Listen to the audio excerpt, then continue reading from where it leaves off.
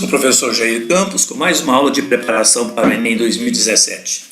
Nesta aula vamos falar de função e falar de gráfico. Para falar desses temas, eu escolhi a questão 163, prova amarela, Enem 2016-2017. Um reservatório é abastecido com água por uma torneira e um ralo faz a drenagem da água desse reservatório.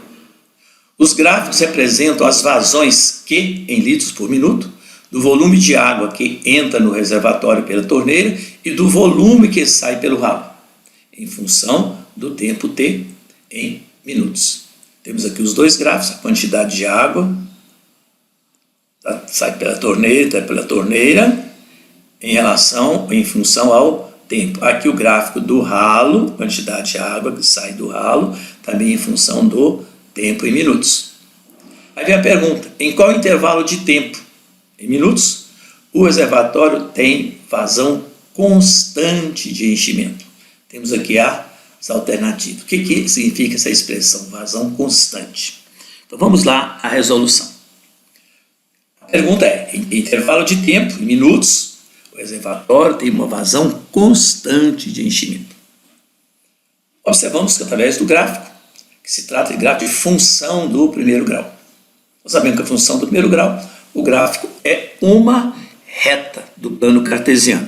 E quando a função é constante, o seu gráfico é representado por uma reta paralela ao eixo das abscissas. No caso aqui, paralela ao eixo T, o eixo dos tempos. E nós queremos descobrir em que intervalo de tempo a vazão da torneira e a vazão do ralo é a mesma, ou é constante. É constante, é igual. Então basta observar no gráfico, onde o gráfico está representado por uma reta paralela ao eixo dos tempos, para a torneira e para o ralo.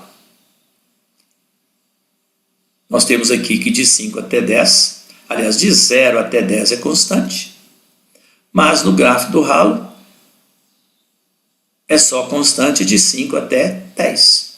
Então, de 5 até 10 é constante para a torneira e é constante também para o ralo. Então, nesse intervalo, satisfaz a condição exigida na questão. Neste intervalo, tempo em minutos, de 5 a 10 minutos, o reservatório tem vazão constante de enchimento. Isto é, a vazão da torneira e do ralo são constantes nesse intervalo. Voltando à página anterior, nós vamos ver que a resposta neste caso é a letra B. Então, no intervalo de 0 a 5, a vazão tanto da torneira quanto a vazão do ralo é constante.